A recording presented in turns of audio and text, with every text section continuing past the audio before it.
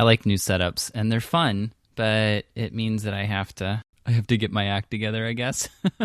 Are you using the Shure SM50 whatever? At the moment, I'm on the Shure Beta 87A. Okay. Which I am quite the fan of, I will say. I highly recommend it. Sounds good. Do you think it sounds good? That'd be the ultimate question. You do this quite a bit, and you listen to voices a lot in this way. Your dulcet tones sound even dulceter. Ooh. It's probably not a word. You can make one up if you want. I'm good with that. Put in a new soundboard. I put in a new microphone. I will be selling said Rode Podcaster, which is a little sad to me, but at the same time, there's no point in keeping it around because I won't be using it. Even if I try to travel, I would probably still take the 87 and the soundboard with me. Really? Yes. I kind of went the other way. I bought a cheap USB microphone, so I didn't have to do that. That's fair. That's fair. I just know that I can get a carrying case for the soundboard. I would still be carrying the mic around and the stand and such for it anyway. So that's not any different. It would just be the one component. In every instance where I would travel with it, it's not a big deal to do that. And I travel so little and record so little, as in I don't think I've ever actually done that. I've always recorded in my studio in some form. Well, I competed at the district level humorous speech contest last weekend as we record this. And? I did not win. Bummer. I did not place. They only tell you who took first, second, and third, and there were 8 people there. Okay. The competition was much stiffer than it was the first couple of rounds, which I expected. But the guy who won was a professional comedian, so I don't feel too bad. Okay. I did what I had set out to do.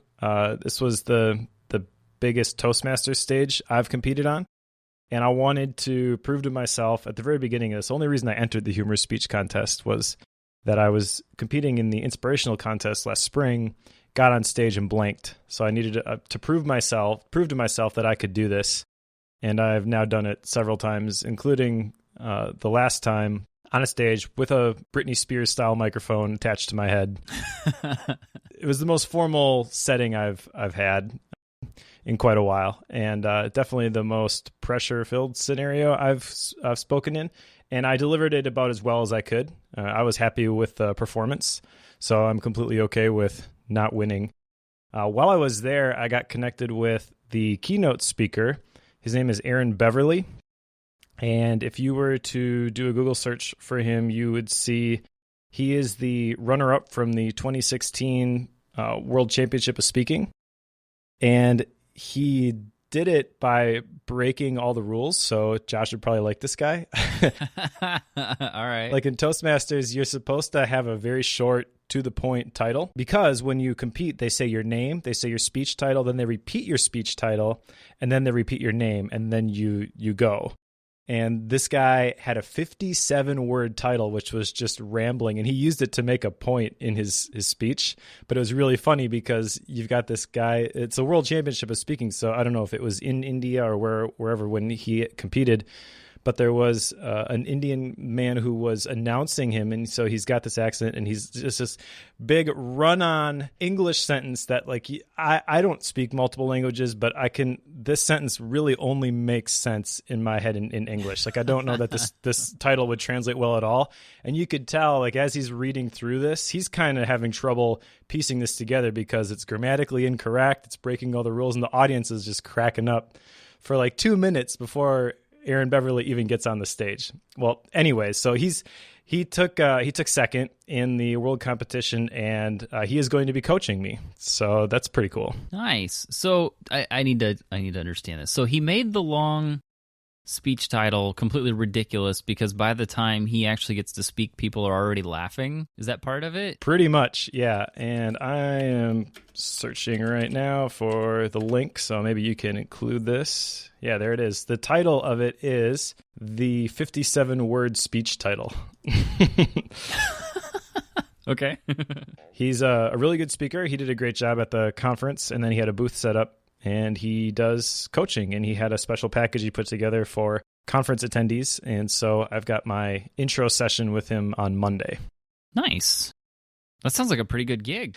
From what he told me, like there's a lot of people who compete with the goal of becoming a coach and helping other people do this. And it sounds kind of like he's figuring out the business side of it. But in terms of the speaking and the content, he really knows his stuff. And so I'm excited to start working with him. Cool. Oh, well, I hope that works out well. I know you've been doing more and more of the speaking thing, and the humorous speech was kind of a stretch for you. So kudos to you on this one. It was definitely a stretch. The clip that I sent you, that's from the World Championship of Speaking. That's the inspirational stuff. That's more my wheelhouse. And so in the little questionnaire that he sent over, it's like, what is your goal in the next 2 years? And I put to place at the World Championship of public speaking. And so we'll see if I can get there. But I'll throw it out there for the podcast world to hold me accountable too, I guess. There you go. You have an item on the show notes here for follow-up that says nothing more than Cortex sucks. Yeah. What do you mean by this? So I like Cortex. I actually recorded a podcast the other day with Brooks for the Productivity Show where we went through the books in the podcast that have been most influential to us, and I listed Cortex. Cool. But they also did their own version of the 7 Habits of Highly Effective People, and I disagree with them in every possible way. Okay, I've not listened to this. I saw that it came through in Overcast, and I have not gone through it, so I got a feeling I'm not going to like it now because of this. No. You've positioned me to not like it now. Yeah, so an interesting thing happened when I was listening to this episode because Mike Hurley and CPG Gray, they basically just listed all of the ways that the 7 Habits of Highly Effective People is just your stereotypical business book full of businessese, and it really makes no impact because all this stuff is these hypothetical scenarios that would never happen in real life, and so therefore you can't apply any of it to yourself. And I'm just thinking to myself the whole time they're reading this, you spoiled millennials. Now, I'm a millennial, so I get it, but I'm just like, you have no idea what this is like. And yeah, some of those examples are a little bit sensational. And when I was listening to it, I'm hearing Mike and I'm hearing CPG Gray talk about it, and I know what they are saying is wrong. And at least according to my experience, they're interpreting these same passages exactly opposite the way that I did. And so by the content of what they're saying, I'm like, I completely disagree. But I found myself occasionally, because they are so persuasive, like they carry on with their arguments, eventually be like, oh, maybe, yeah. Wait, no, this is wrong. Like I had to bring myself back. So it's an entertaining listen, but I just feel that they have a little bit of an isolated approach to this. And I'm kind of surprised that CPG Gray specifically could not make the generalizations and draw out the kind of stuff that I did based on some of the other stuff that they talked about. He talked about the things that he got out of the E-Myth Revisited, and that book compared to the 7 Habits of Highly Effective People. I mean, I don't know. I don't want to spoil it, I guess, if we ever do it for Bookworm, but you want a dry business style book, like that's it. The 7 Habits of Highly Effective People is not. So as soon as I heard they were covering the book, though, and especially once they started with their content, I'm like, I got to rant with Joe about this because this is one of my favorites, and they're just completely destroying it. But it got people fired up, didn't it? Oh, yes, it did. I bet yes, it it did. did. What we really need is we need to set up a podcast recording with you, myself, Mike Hurley, and CPG Gray, where we can debate the 7 Habits of Highly Effective People. Ooh. That might be kind of fun. Yeah. I'm not sure how that would go over, but it would be entertaining at least. Yeah, so somebody out there in the podcast universe, set that up for us because I got a feeling that's a scheduling nightmare about to happen right there. I will change my schedule. I will show up anytime, anywhere to defend Stephen Covey and the 7 Habits of Highly Effective People. All right. If it happens, I'm there. I'll make it happen, but I'm not going to hold my breath either. The only thing that I put in the show notes was kind of a sideways mouth emoji, and it was purely there because on our last book we didn't have any action items on it, so it's like, okay, yep, not much for follow-up here, so now what? That's why I put that there. Nothing big.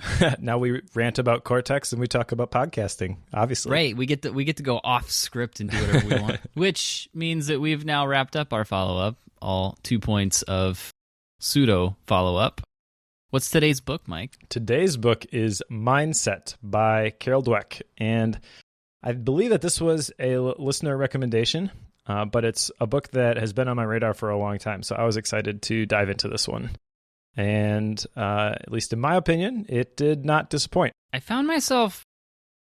Okay, so when I read books, there are 2 set times, maybe 3, when I'll read in a given day. One is early morning, roughly from 7 to 7:30. The other is at night before I start getting ready for bed.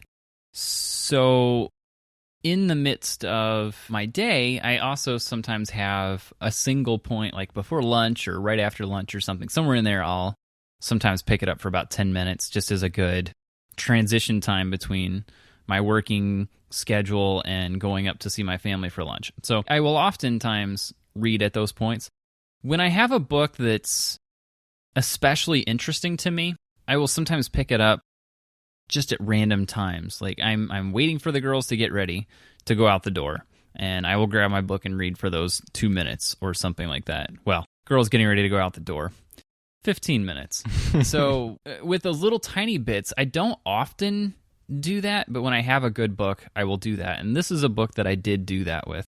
It's a good book. I will give it that. At the same time, this is one where I really wanted to understand the 2 mindsets that it talks about, which we'll get into here in a few minutes. But I really wanted to know, how do you shift from one to the other? Or is simple awareness what is at stake here?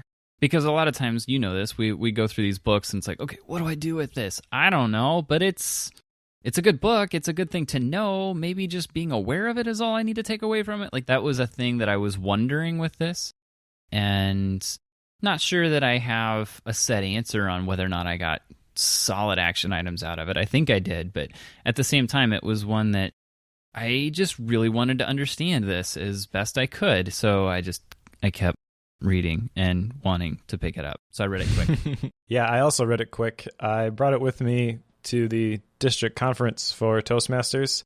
I left on Friday morning. I went down to Madison, found an extremely hipster coffee shop called Johnson Public House.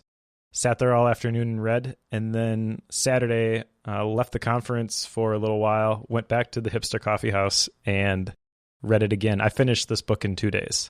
Nice. I personally could not put it down.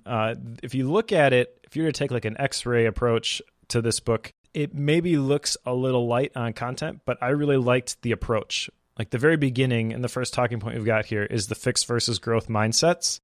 But then the rest of the book, she talks about how to apply fixed versus growth mindsets in different areas, like parenting or relationships. She's got a whole bunch of sports examples. There's business examples. And I thought that she did a really good job of showing how the fixed versus the growth mindsets play out in different arenas. And that's a piece that I can't say I was expecting that. You look at the front of this. So the tagline, well, it's got a couple taglines. The new psychology of success, and then how we can learn to fulfill our potential. But then there's these 4 points down underneath of the book: parenting, business, school, and relationships. In my mind, I was thinking, this is a book that just touches everywhere. Like, that was the point, because every book wants to say this will reach across your entire life.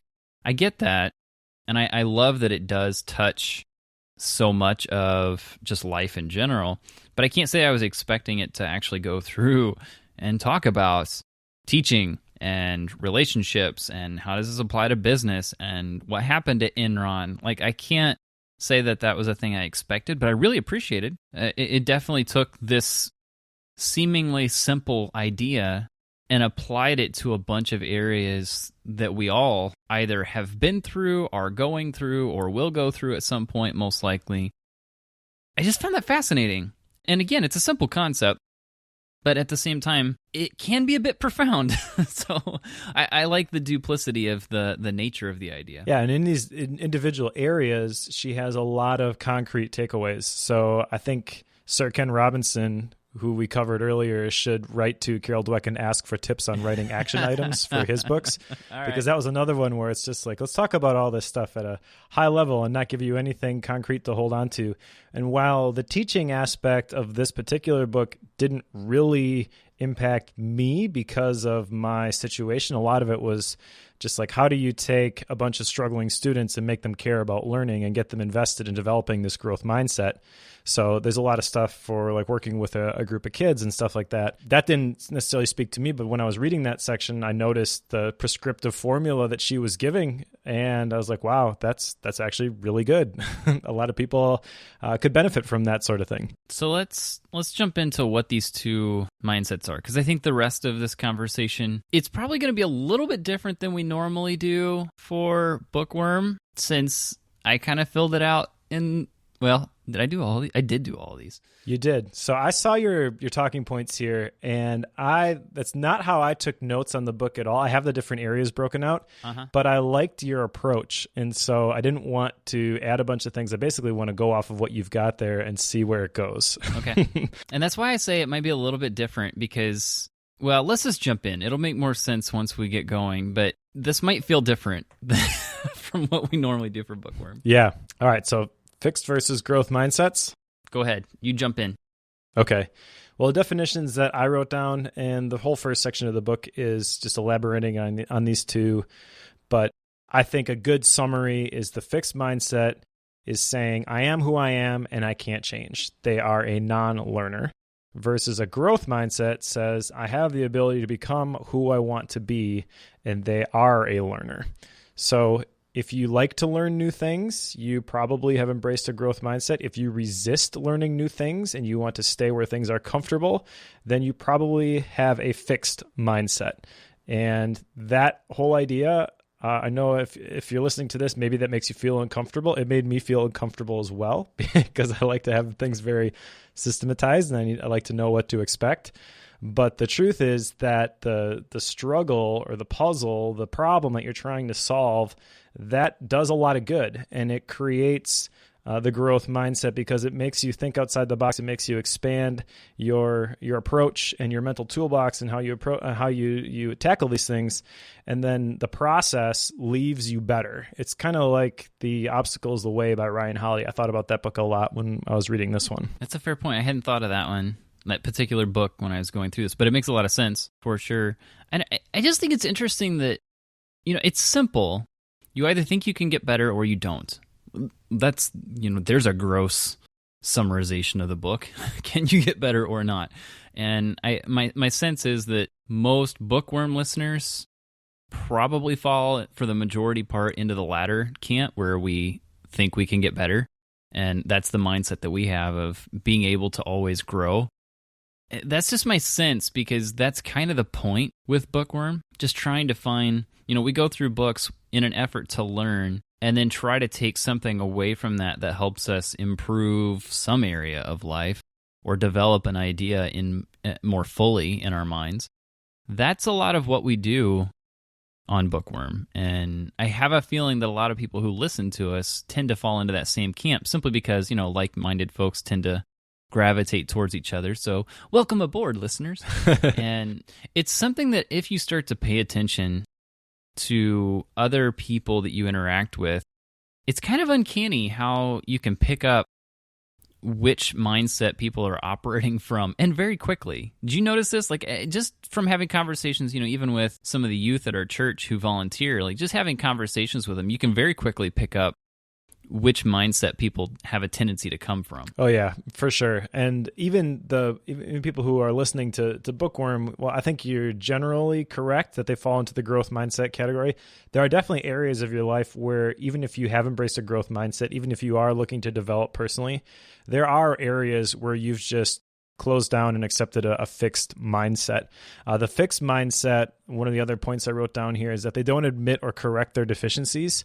So think about all the things that you don't do and why you don't do them. For example, have you ever tried to learn an instrument, or have you ever tried to draw or paint or do anything quote unquote artistic?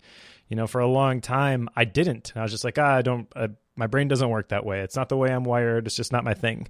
And Carol Dweck would say that it is your thing. You just haven't chosen to make it your thing yet.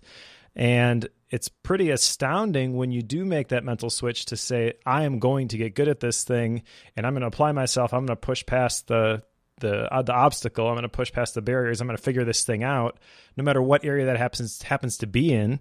One of those areas may be athletics. I think there's probably no better area that people are just like, oh, they're born with talent, or they're not born with it, which is the fixed mindset exactly. But a lot of the athletes that she shared their profiles in here, they didn't start off as the prototypical, this guy's going to be amazing. In fact, she shared a story about Billy Beane, the baseball player, and how he had all of the physical tools. He was supposed to be the most amazing baseball player, and that pressure got to him where he just eventually couldn't handle it anymore. He was never as successful as people thought he was supposed to be, or as successful as he thought he was supposed to be, because he bought all that hype. He listened to all that stuff. And that's an important point. You have to decide for yourself. You can't let other people set the bar for you. But on the opposite side of Billy Beane is somebody like Lenny Dykstra, who just, you look at this guy and you're like, there's no way he's a baseball player, but he ended up being really, really good. And so the mindset, the fixed mindset versus the growth mindset, that's the key to going, one way or the other. And I thought that sports was a really interesting application of that. Yeah, and it's an easy one to correlate it with, for sure, because we all seem to think, oh, they're a natural. Well, probably not. And if they don't work at it, they're not going to stay at the top of the competitive side of the league. Like, you're just not going to stay there. And your attitude with it will kill you in the end too, which is where, what was his name? McEnroe? The tennis player? She talked about him quite a bit. That's John McEnroe, and I was a tennis player in college, so I knew exactly who he was, and she described him very accurately. But for those who don't know, world-class tennis player, won multiple championships, but was less than pleasant to work with, I'll say, and was very full of himself and saw himself as prince, if you will, of tennis. And if anything caused him to lose a tennis match, the sun got in his eyes, or the ref made a bad call on it, or there was music playing over on the side and it distracted me. Like, there was always a reason for the failure where that comes in. And this is a big point that comes up quite a bit. If you have a fixed mindset and you're thinking like that, you're thinking in a way where you're blaming external circumstances for a failure, and you're fixating on that, that's where you're definitely in the fixed mindset. The growth mindset would come at that from a different stance and say, okay, this is a thing that's going on. How do I overcome that? How do I beat this thing? How do I get better because of this? It doesn't have to necessarily be a thing that you can control. That's a thing that is brought up in the book Make Your Bed by a Navy SEAL. Admiral William McRaven. Yep. He talks about that, where sometimes things are terrible to you. Life comes at you and terrible things happen, and it's not your fault, but fixating on it and just being stuck on it isn't going to get you anywhere. So you have to learn to deal with it and move on. That's, I think, a lot of what she talks about with moving from the fixed mindset to the growth mindset. And how do you do that in a way so that you can think about difficulties from a stance of getting better, which I think is why you mentioned The Obstacle is the Way by Ryan Holiday. That book talks exactly about that. It's all about, these difficulties. That's what you need to struggle through and what you need to overcome. Yeah, and it's not focusing on why am I losing, but it's focusing on what can I gain and grow from in this experience. And that's where John McEnroe had a fixed mindset. It wasn't that his fixed mindset necessarily limited his quote-unquote success. He was very successful, but every time that he lost, he wasn't able to benefit from the loss because it was always somebody else's fault. He never took responsibility for the outcome, and so he could never get any better. And that, in a nutshell, is the fixed mindset. One of the things that I found astonishing about this is she talked a lot about how people who have a fixed mindset, even if they are really good at something, they tend to shy away from exerting the effort, because exerting effort in a particular area, especially if you think you're good at it, is risky. Because if you don't get the outcome that you want, which is what happened with John McEnroe, it creates doubt about your abilities. And his response to dealing with the doubt about his abilities was to just fly off the handle and yell at everybody and everything that contributed in any way, shape, or form to the result. And even a lot of times not, but he just was completely emotional. And he admits in this book, not a lot of fun to be around. When you put forth the effort, though, and you say, this is the best I can do, maybe I don't measure up right now, what that does is it removes all of the excuses. I know a lot of people who will come up to me and like, hey, I got a great idea for an app. I got a great idea for a business. What do you think about this? And I'm like, oh yeah, it sounds pretty cool. But I know that they're never going to do anything with it because the moment that they put forth any effort and they might fail, they've eliminated the excuse, well, I could do that someday. As long as they don't take action on it, that's in some ways comforting, because it's like, well, I could always choose to pursue this thing at some point. But once you do actually put forth a little bit of effort, you've either got to sink or swim. Like there's no middle ground there. And then you're not always going to swim. Sometimes you are going to sink, and the growth mindset allows you to look at the situation and say, oh, I could do this a little bit better, or that a little bit better, or I could change this approach. And that's where you start to really get the results that you're looking for. As it applies to athletics, that's why you can't just put in effort. You have to put in the right effort. You have to practice the right way. And one of the things that she talks about is that the love of practice is a growth mindset. And if you practice the right way and you're looking for those things that you can improve, instead of just looking to pad your ego and say, oh, yep, look, you were right, you're really good, then you're going to develop your skills to the point where you are able to elevate them when need be. And that's her definition of a champion, is someone who can raise their level of play when they need to. So let's step into the different part of Bookworm today. I've got a couple questions here. One is, when do we show the fixed mindset? The other obvious one that follows that is, when do we show the growth mindset? And then the third piece here, areas where we've moved from the fixed mindset to the growth mindset, because you can change. Not that that's an easy thing to do, but it is a thing that you can do. And I've got these three here because I think it would be interesting, Mike, to, I guess, spell out a very personal way of how these things play out and what do these things look like in the real world. Because you can go through the book and you can understand it. I think this is one that we would recommend that people read. And although a lot of people, I have learned, listen to Bookworm so that they don't have to read the book, this was a case where don't do that. Go read this one. And this is one that I do really appreciate, but I think it would have more teeth if we show some of these from our own experiences. Is that fair? Yeah, absolutely. Well, one area in particular where I've shown a fixed mindset I noticed after reading this book, and I'm trying to change that to a growth mindset, is in how we parent. One of the things that really hit me was at the end of the book, she's talking to people about growth mindset versus fixed mindset, and they're trying to encapsulate her whole thing into like one little phrase.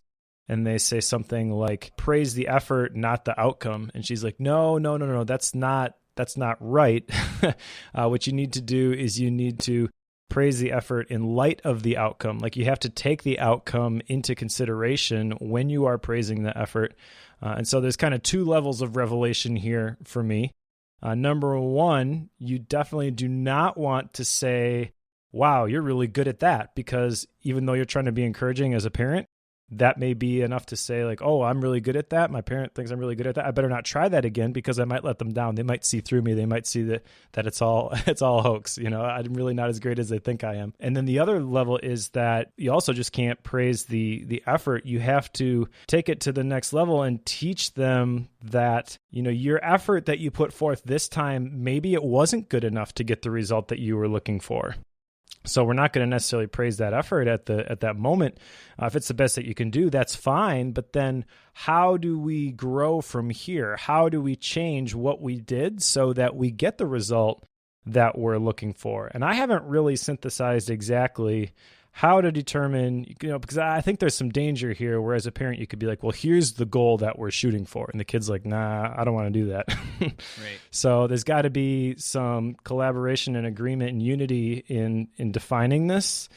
But I do think that when it comes to, we talked about it with Grit and Angela Duckworth, like having the hard things that our kids are doing, praising them for trying the hard things, but also bringing the angles like, how could you do that even better next time? I think that's a real important piece. Yeah, absolutely. This is one that I don't know that this is a thing that I'm bad at, but I know I'm not good at it either because I want to praise them.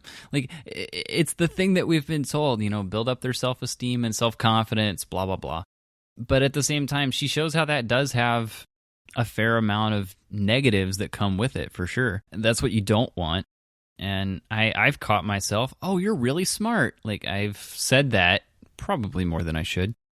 But it's something that I know praising our kids is something you want to do, but at the same time, it's the effort that goes into it. One of the stories that I think it was her husband was telling their daughter, if I got that right, Elizabeth, I think was the name. Maybe I misunderstood the relationship. Anyway, there's a gal named Elizabeth who I think it was in gymnastics. And she didn't win the meet that they were doing, and she was kind of upset about it. And the dad, as opposed to trying to build her up and say, you did a really good job, and, they scored you wrong, you should have won. Like, instead of doing anything like that, he simply said that, the other girls worked harder than you. They were better than you out there. Like, if you want to do this for fun, that's fine. But if you want to win, you're going to have to work harder than that. Exactly. Which is a really hard thing as a parent to say. Like, I don't want to tell my girls that. Like, that's not a thing I want to say. Yeah, it sounds so mean. It does. It's like, how cruel are you? But that's exactly what she needed in that instance, because she went on to then win competitions left and right after that, because she realized it's the hard work that gets me to that point. And if I want that thing, if I want that trophy, if I want to win this competition, I'm going to have to work my tail off to get it. And she got that and ran with it. But being willing to say those words as a parent is not a thing I think I'm good at all. And I don't think that's something that you can say just like if you were to read this book and say, okay, I'm going to embrace a growth mindset with my kids and I'm going to do everything the way that Carol Dweck did it in the book. Like, you can't just go from 0 to 60. You've got to work up to that. Right. So This is her kid, I believe. And we're obviously joining a story in progress here. And so I think that how those words get interpreted makes a huge difference. I don't think that like I said, you start there, but I think that's awesome to have that sort of relationship with your kids, like to develop it to that point. And it doesn't have to be your kids. It could be literally anybody that you work with or anybody that you interact with. To have the kind of platform where you can be honest like that and have them receive it in the right way, I think that's a relationship goal that everybody has. So an area that I feel like I've struggled with and have this fixed mindset that I'm not sure, like, I may have been aware of this prior, but I can't say that I fully understood it until I picked this up. But it's definitely in the world of my business. And so much of what I do with my clients is just trying to speed things up and trying to help them get their thing done and out the door quicker. And it didn't go well when I did that, because I had this mentality that I'm not good at client relationships, and I'm not always the best at responding in a timely manner, and I'm not always the best at getting things to them when they need them. So because of that, I've always just felt like I'm just not good at client work, and that led me down quite a path of potentially trying to find another place to work, so to join a company of sorts. And I've kind of thought through that quite a bit. This book, when I picked it up, helped me see some of this in a different light, such that, this is an area I need to stop thinking I'm terrible at client work, or stop thinking I'm bad at client relationships. It doesn't necessarily mean I'm stuck this way, but I just haven't thought about it in that sense that I can get better at this. This is a thing I can improve on. I don't know that it's an enjoyment factor in there. We've talked about client work a number of times on this show, and I know I've talked about it a lot in other venues, but this is a thing that I know I've fought. Client work is not for everyone, for sure. But at the same time, thinking that I'm terrible at it doesn't really help me improve on it, and it doesn't help my business as a whole improve either. So it's a thing I need to change, Mike. Yeah. Client work is clients are kind of like kids. It takes a lot of patience. In fact, one of the things that she mentions in the parenting section is that a normal child misbehaves every 3 minutes. Oh, wow. And I was like, whoa. Yeah. Yeah. I mean, to think that, you're going to have that many opportunities to respond incorrectly and to try and respond the right way every single time. Like that's a lot of pressure. But yeah, that's the cool thing about this book, though, is that you can apply it to a lot of those different areas. And I definitely thought of the same thing regarding business. Now, fortunately, I don't have to deal with clients on a regular basis because I'm not good at it. Maybe I should develop my growth mindset in that particular area, but it's just one of those things that I do not like to do. There you go, Mike. You could freelance with me. Yeah, definitely challenging for sure. But I'm curious what your thoughts are in terms of embracing this growth mindset.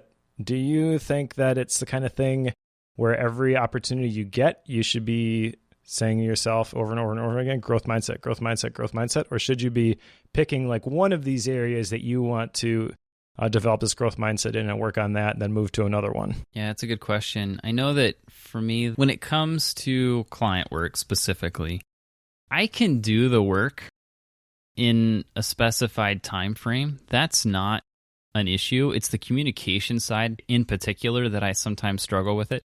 And it's because I get a lot of email and I don't want to do more email. So I know, the general rule of thumb, the more email you send, the more email you get. So sending more email is not a thing I feel inclined to do. I tend to want to operate in a way that tells me that to the client, if I'm not talking to you, I'm working on your thing. But that's completely opposite of the way that they think. Like everyone assumes if I'm not talking to you, I'm not doing anything. And that's a fair assessment from their standpoint. But when it comes to me and how I do that, I need to change that. Like that's a thing that I need to be better about communicating. I've been trying to, since I started this book, I've been trying to find ways to make sure that I'm like sending end of day updates every single day on all the projects that I worked on, which is painful. It takes 30 minutes or better out of my day to do that. But at the same time, it does help a lot. And in the long run means I can charge more. We'll leave that where it lies. But at the same time, this is a thing that I know I can improve on. I've always struggled with it.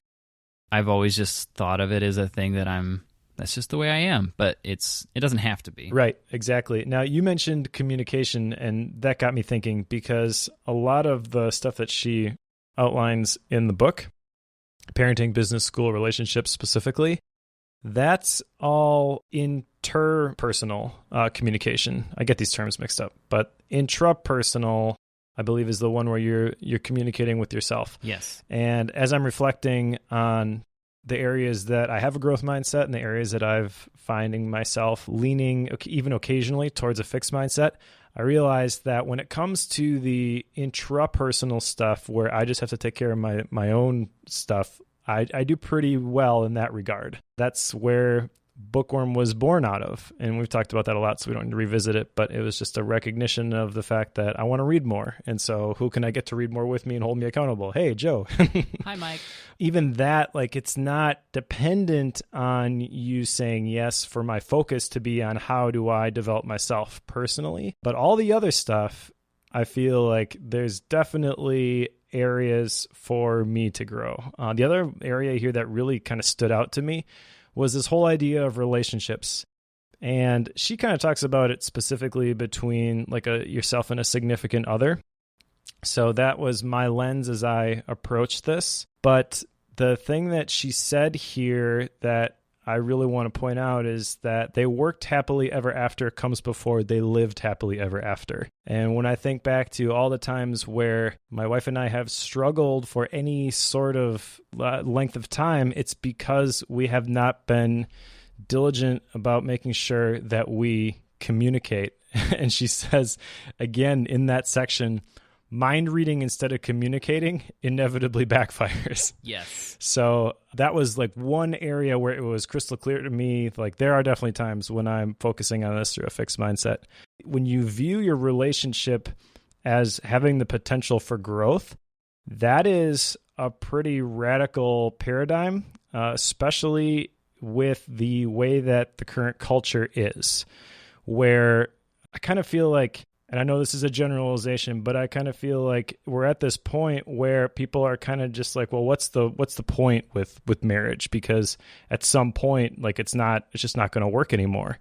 And I think that is a fixed mindset approach to the whole idea of marriage, that people, for right or wrong, you can get on board with the idea, I think, if you have a growth mindset of I'm going to marry this person and be with them the rest of my life. I think that's a very radical idea in today's culture. But if you have a growth mindset, I don't see why it should be. Because yeah, you're going to change. Hopefully you're both changing for the better. If you have any sort of intentionality in how you're changing, it will be for the better. She talks about how you can embrace fixed versus growth mindset in three different areas. You can look at your quality, your partner's quality, and the relationship's quality. And so if you really want to have an awesome relationship with your significant other, focus on how are you getting better? How are you helping your significant other get better? And then how is the relationship getting better? And as long as you pay attention to that stuff, I really don't see how this is that hard. Like it's one of those things where in terms of understanding the mechanics, it seems pretty straightforward to me. Now, obviously, there's a lot, it's a lot easier to say it than to do it. I think that's where there's the potential for failure.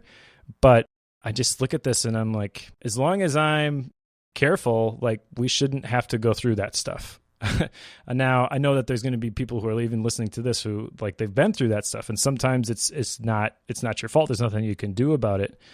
But I guess from where I am right now, I am completely okay with assuming the responsibility for whether this relationship works out myself.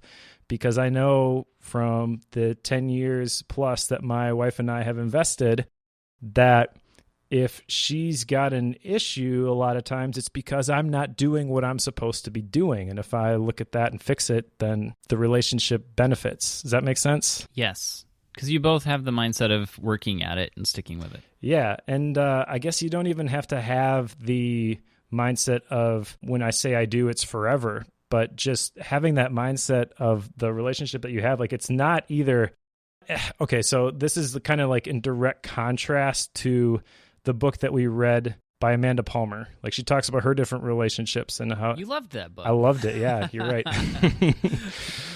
Listeners, don't buy that. Go listen to that episode.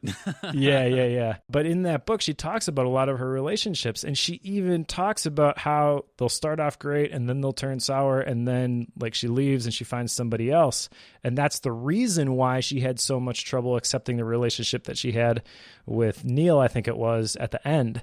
And I think that is a fixed mindset. I think that with every single relationship, you could look at it not as like either this fits or it doesn't, but either I put in the attention and the effort to make this thing grow or I didn't. I think the relationships piece was one I wasn't expecting in this book. It's right on the front. I should know this, even, it's big words there, but I still didn't really expect it for some reason. But at the same point, I get it. I mean, my wife and I spend a lot of time talking through struggles, things we're fighting through personally, some of our own mental battles that we're fighting right now. We talk about those things, and it's not a venting sort of conversation. It's not a let me just air my dirty laundry right now. It's not that at all. It's a lot more, here's the thing I'm working through. Let me just put this out there. If you have any ideas, help me out. Like, we do that sort of thing. And those are always they're difficult conversation to have, but at the same time, they're extremely valuable, but they're also not something you're going to do regularly. Like, at least for us, just because there's a lot of pieces to that can make it, there's a lot of potential for scarring with that, I guess is what I'm trying to say. And at the same time, these are things that I know that we value these times because we know we come out better. If there's a thing that my wife is doing and it's just driving me up the wall, I am better off mentioning it to her, which is, not fun. Like, I am better off starting that conversation so that we can work through it rather than just sitting on it. It's the classic don't go to bed angry thing. If there's a thing that we need to work through, I need to get it out there. And she does the same. And if we have this understanding that we're both going to do this, the relationship can't help but get stronger and better in the long run. Exactly. And to bring it back to like the very beginning of the book, she talks about the kids that were doing those puzzles. And you could tell which ones had the fixed mindset because they're like, this is impossible. I don't want to do this anymore. I'm going to go back to the one that I know how to do. And the ones with the growth mindset, they're like, hey, mom, dad, go buy me this puzzle because it was really hard. And I want to get better at it. Like, a relationship is a puzzle. It's not impossible. You just have to put in the effort to figure out how all the pieces work. And I firmly believe that with any relationship that you have, some are going to be easier than others. And there's a lot of different factors that contribute to that. But I think that to just say, this is impossible, we're incompatible, like, that's the fixed mindset, easy button approach to just blowing the whole thing up. And I think that, after reading this, it impacted me in a way I didn't expect it to, because I've got a good relationship with my wife. I like where we are, but reading through this section, I realized that, as great as things are, they could be even better if I'm a little bit more intentional about embracing the growth mindset in this particular area. All right, let's get off the negative side of this and go over to the positive side. When do we show the growth mindset? And I think for me in this case, I have always had the mindset that I can get better at doing coding and development work. Like, this is where the actual rubber hits the road for my business, because, writing code is what keeps it going. But ever since I got into it, I've continually had the mindset that I can get better at it. And at the same time, there's a few areas where I've had the fixed mindset that changed over, but I'll get to that in a little bit later. But I have always had this mentality that if I don't know how to do a thing, if I don't know how to connect Ember to Rails, sorry, that went over a lot of people's head. If I don't know how to connect Ember to Rails, I can figure that out. I can nail down how that works. I don't know how to do it now. That doesn't mean I'm a bad developer. It just means that I am still growing in that area, and I want to continue to get better at it. This is an idea that I try to share with as many students as I can who are going into computer programming or computer science of any form. I tell them all the time, if you're going to school for this, start now. Like, get your hands dirty with building something online, or, if it's an app, doesn't matter what it is. If you're going into an area that's got code involved, get started right away building a thing. I don't care if you're in school or not for it. If you want to do it, get your hands on it and start getting something built and figure it out. Like, this is not hard, but you have to know that you can get better at this and you can always grow at it. If you don't, you're just going to say, I'm a bad coder, and walk away. You'll never touch it again. If you want to do it, do it. Like, keep going. But this is a thing that I've always felt. If you have an area that you feel like you've always had the growth mindset, it's hard to imagine not having it in that area. Take the programming thing. Like, I've always felt like I can get better at this. When someone says, oh, I'm just not a good developer, it's like, what do you mean you're not a good developer? You haven't tried. You haven't done anything. Like, you're not building anything right now. Why aren't you? Yeah, okay. All right. Soapbox, I'm going to step off now. There's my growth mindset. Well, I kind of mentioned already the trends that I saw in myself, where the areas where I need to consistently develop the growth mindset are the areas where I'm working with other people. The areas that I am focusing on myself, I do a pretty good job, and I almost do it without even trying. That could be both good or bad, because let me give you an example. My 12-week year tends to get blown up every single time, because in the middle of it, I'll find something where I'm like, yes, that's the thing. That's going to push me outside my comfort zone, and I'm going to chase that thing. So for me, the last couple months, that has been this humorous speech contest. That was never on my 12-week year. It ended up being something that I spent a lot of time investing in, though, because I knew that was stretching me, And it was forcing me to develop a growth mindset. The whole reason why I joined Toastmasters was that I knew it was going to make me uncomfortable, but I knew it was going to make me better, and it was going to develop confidence, which it definitely has done. Another recent example is I've always hated running, but this summer I'm just like, I'm going to train for a half marathon. Oh, no big deal. If anybody knew me, they'd be like, well, what? Why? What caused Mike to do that? And part of it was a little bit of peer pressure. The majority of it was that for me, this is the ultimate test of mind over matter, because I hate just running. Like, I've always played sports. I've played basketball, played tennis, played soccer. I enjoy competing, but just exercise for the sake of exercise, which is what a lot of running is, unless you're doing a race. Like, that's just extremely, extremely boring for me. It's going to get even tougher now because as we're recording this, it's 28 degrees outside and it started snowing. So welcome to the north. Yeah, I'm going to have to start running indoors on the treadmill, which is the epitome of boring in my opinion. All right. These are all things that, like, all of a sudden it became clear to me that, like, this is the next challenge. So I have no trouble finding areas to challenge myself personally and doing things that I didn't think that I could do. But also, I think that there's definitely areas where I don't want to chase that. Like you mentioned the clients thing. And even when I was saying that, I'm like, well, maybe that's one area where I really need to grow. And I'm just like, nah, I don't want to. I don't want to focus my attention in that specific area right now. Why would I do that? Exactly.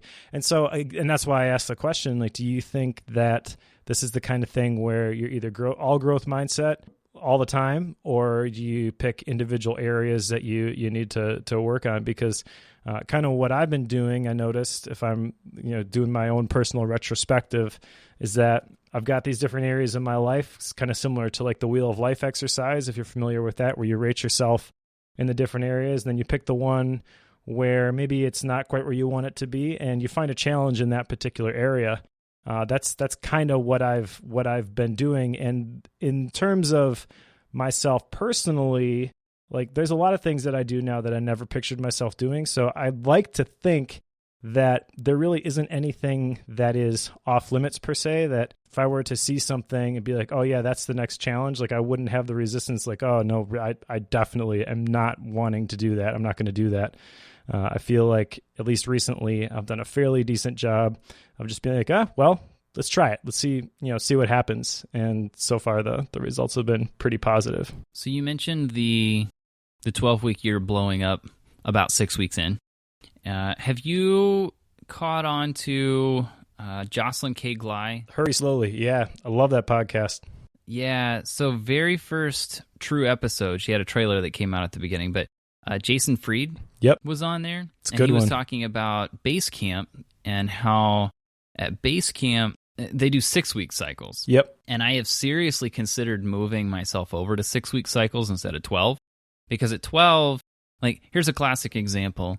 As we record this, I'm going to be recording an episode of the Guild podcast tomorrow. And there's a good chance that depending on how things go tonight, I'm going to drop 2 goals and pick one up.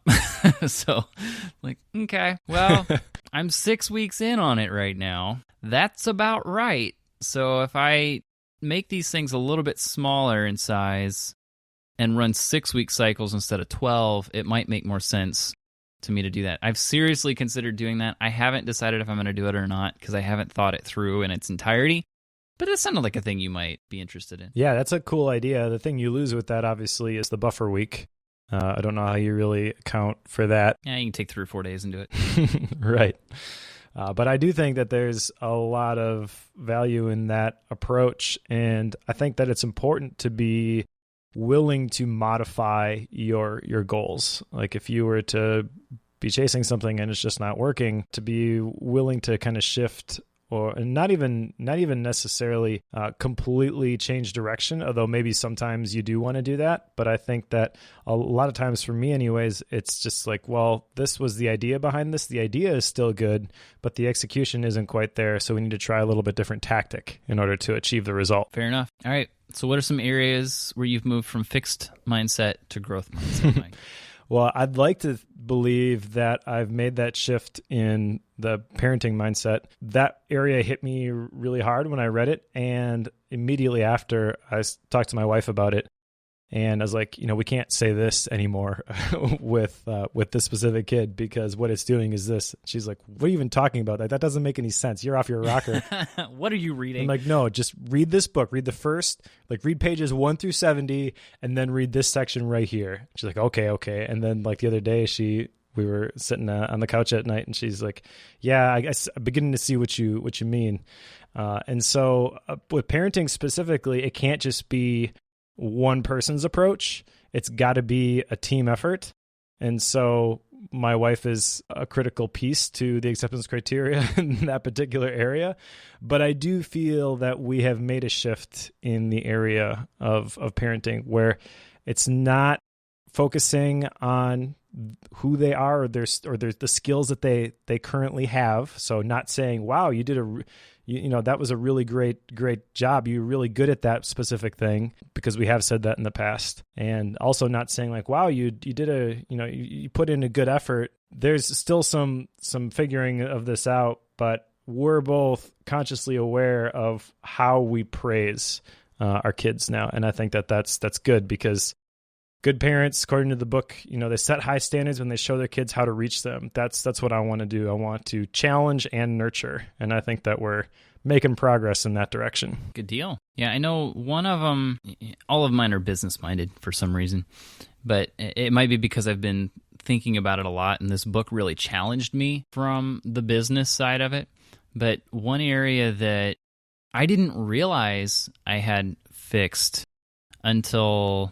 I probably didn't notice it until I read this book, but at the same time, I had a bit of a shift in mentality here about probably 4 weeks ago, close to a month ago, of, whenever I build websites, when it comes to my own, I've never considered building something where I manage the hosting and I put these things up for you and I take care of making sure that the software runs for you. I've never gone that route simply because I don't always... I don't know how to set up a server hosting system at that level. To get something that scales at that size of a company, take WordPress, for example. To sell the hosting for that is not a simple task. And being able to manage it is not simple. And any form of, take MailChimp, ConvertKit, any of these software systems that you subscribe to, Todoist, the server system behind those are quite complicated. I've never jumped into any form of big-scale, large-scale app or web software of that size because I don't know what I'm doing at that scale. But about 4 weeks ago, I finally just admitted to myself, you know what, I'm never going to learn this if I don't try it. So I need to just start working on doing something at that scale. Didn't know what that was going to be. I've since had an idea that I'm going to be working on. I shouldn't say I had an idea. I had an idea shared with me. So this is a thing that I want to pursue, but it's going to require a lot of large-scale systems that I've never touched before. But I'm willing to move myself from that mentality of, I don't know what I'm doing, I'm not good at that. Take my own advice and get out there and try it and see how it goes. Because the other thing, too, is the nice thing with software and stuff like this, you can always migrate. All else fails, you write your own migration tools and you move on. You can always move it all over. It might be painful for a little bit, but you'll get it figured out. It's okay to do that.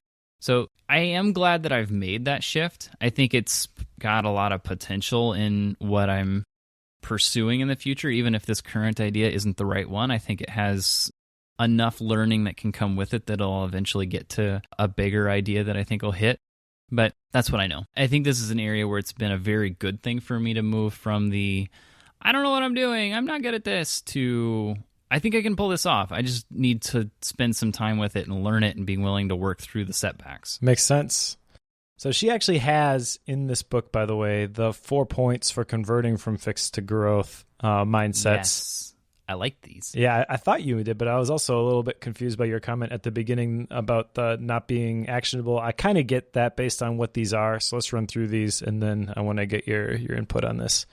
So number one is to embrace your fixed mindset, recognize that you do struggle against this thing.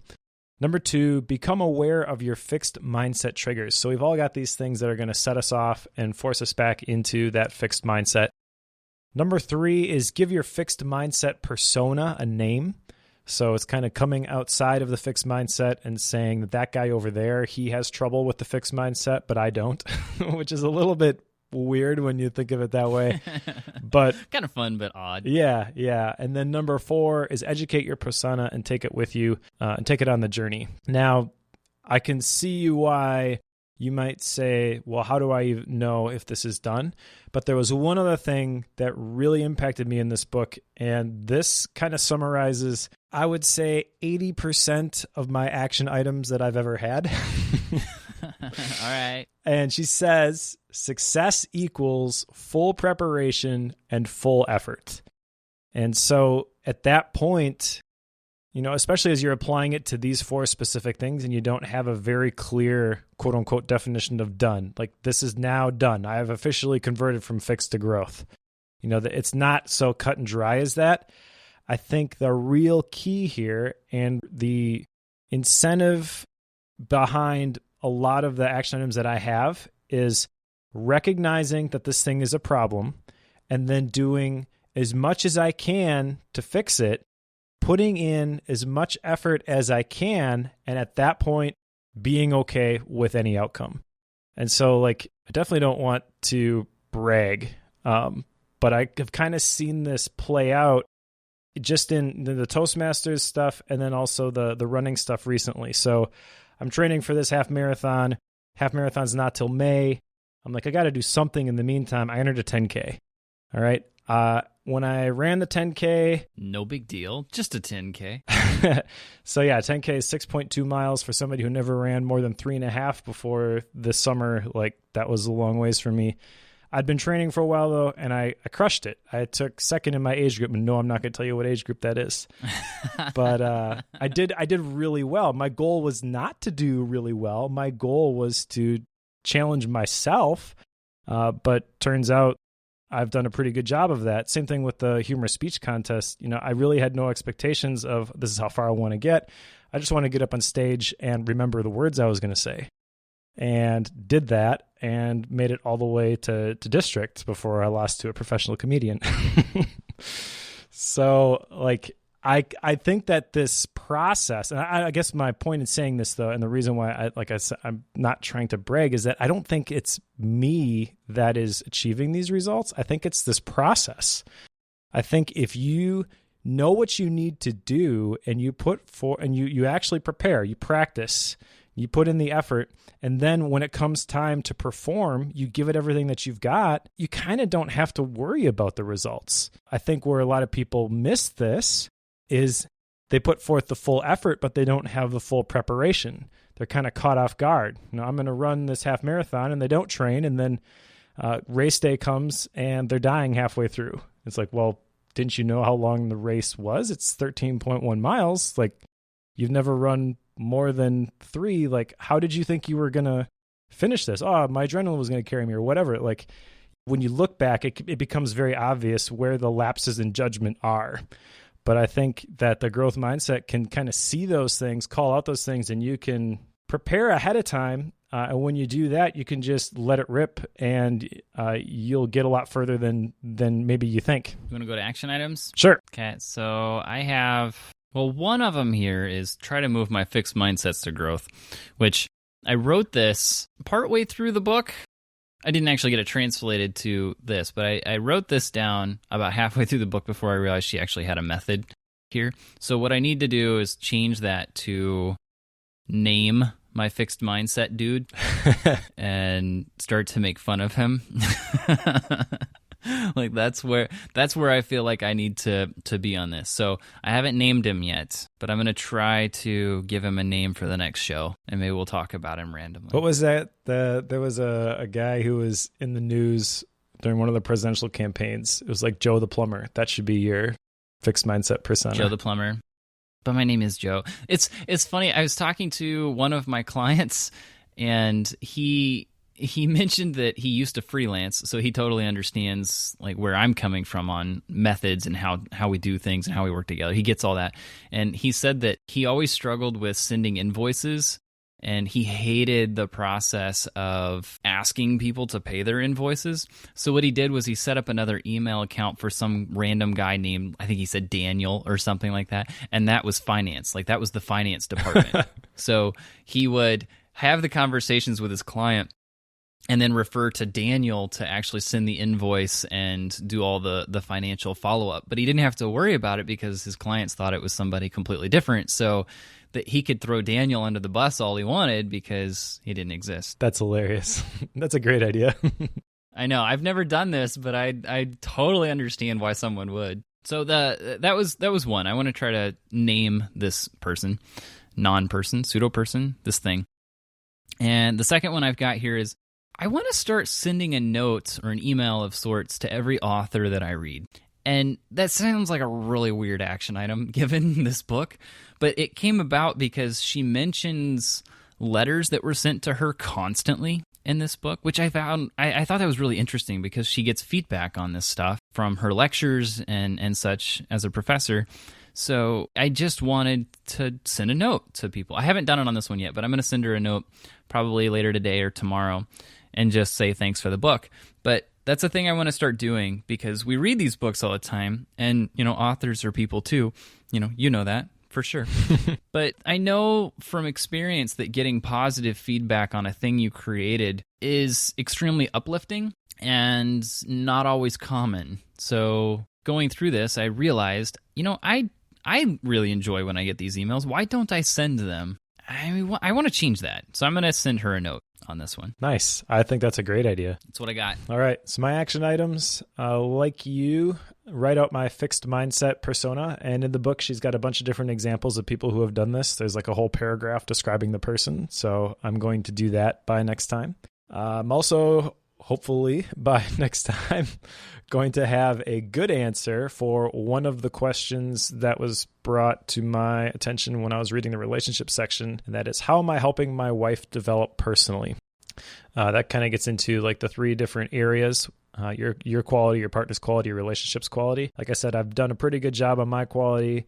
I think I've done an okay job at the relationship's quality. One of the things that we do is we have a date night every week, and once a month we try to get away for an overnight. But one area where I could definitely improve is focusing on how can I help Rachel develop herself, like not looking to get anything from this, just how do I help her become the person that she wants to be.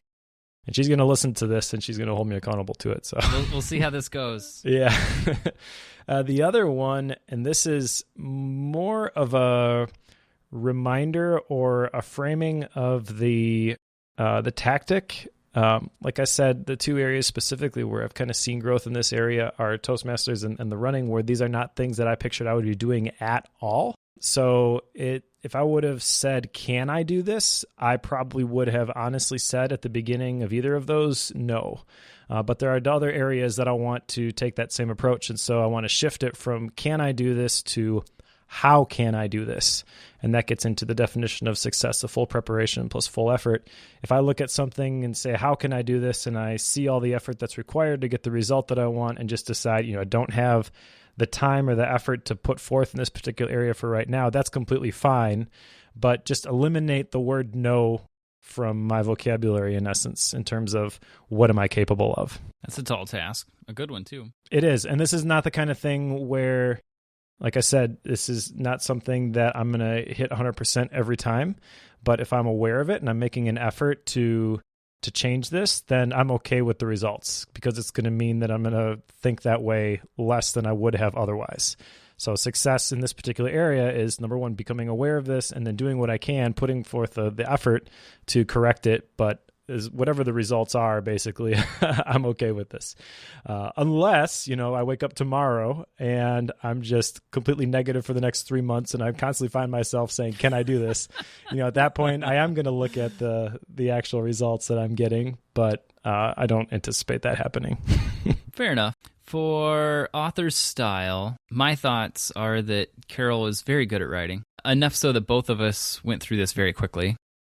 and really enjoyed a lot of her story. I'll let you speak for yourself, though.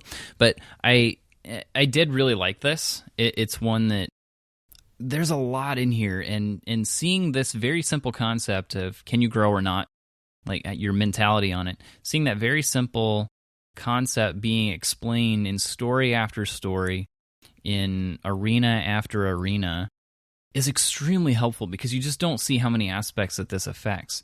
And you can have the fixed mindset in one area and not in another. Like, it's just interesting how all that works, but you don't fully see that until you get to go through all these different areas. All that to say, Mike, I'm actually going to give this a 5-star Nice rating because this is one that I feel everyone should read because I think this can impact a lot of how you do things in life, especially as a parent, but also, like in my examples anyway, as a business owner, it makes a huge deal to me and how I interact with things. I think there's a lot here that people could learn from and cannot recommend this one highly enough. It's a good one. Awesome. The coveted 5 stars from Joe Bulig. I know. That's a tough one. I feel like you've had less 5 stars than me, but I'd have to go back in the archives to look at that. I think so. I'm pretty picky with them. You are. I am. 5 stars from Joe is no joke. So for me, author style, I found this book really refreshing because I think that most books in this genre tend to be, here's 20 pages explaining the main idea. Now let me re-explain the main idea in the same way using slightly different words for the next 200 pages. And she didn't do that at all. She had a bunch of different stories, a bunch of different contexts, and it was applied differently in each one of those contexts. So I never got bored reading this. I felt like everything that she was talking about, like it came together really well, and it was very engaging, and there was definitely stuff that you could apply from every single area of this book. The one area I think this book falls a little bit flat in is the end. The book was so good up until the end, and then she talks about the 4 steps to going from fixed to growth, and I felt like there wasn't much of a crescendo there, and you get done and you're kind of like, well, that's kind of impossible. So I don't know. I don't even know exactly what I would change there. Maybe explaining that isn't so simple as just do these things, and there is a lot of variation in here, and it's going to be a struggle, which she does do that, but then maybe calling out some specific things to look out for. You know, like when it comes to, she's talking about educate your persona and take it on the journey with you, maybe having like some specific statements that you can use whenever you recognize your fixed mindset showing up in this particular area. Does that make sense? It does. I like those phrases, though. So, like, if you're going through, like you were talking about, I notice I need to work on my growth mindset in the area of business. You've got a bunch of different affirmation statements specifically related to the area of business that you can use to educate your persona with, something like that. And that's just, an idea off the top of my head. But I feel like there was something a little bit more that she could have done to really make this concrete and feel like, yeah, now I know exactly what to do. I felt a little bit like I don't know exactly what to do. Fair enough. Even though I totally get the idea of a growth mindset, this is something we literally teach growth versus fixed mindset at Asian Efficiency all day, every day. So like this is right in my wheelhouse. But even for someone like me, I felt like I really am not 100% positive what to do here. Fortunately, we've got a podcast where we can talk through all this stuff and synthesize it, but not everybody's going to do that. Woohoo! Start a podcast. Yes, the world needs more podcasts. Completely serious. Yes. If you want help starting a podcast, then talk to me because I like helping people in that particular. I'm not going to do the work for you, but I can point you in the right direction. I was going to say, are you? No. But I will help you. I wrote an article on like how we launched a productivity show, and I get occasionally people replying to that and like, wow, this is some great information. It's basically everything that I learned through the process.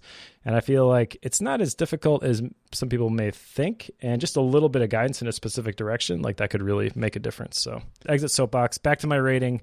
I'm going to say 4.5 just for the reasons that I mentioned, that the ending felt a little bit flat.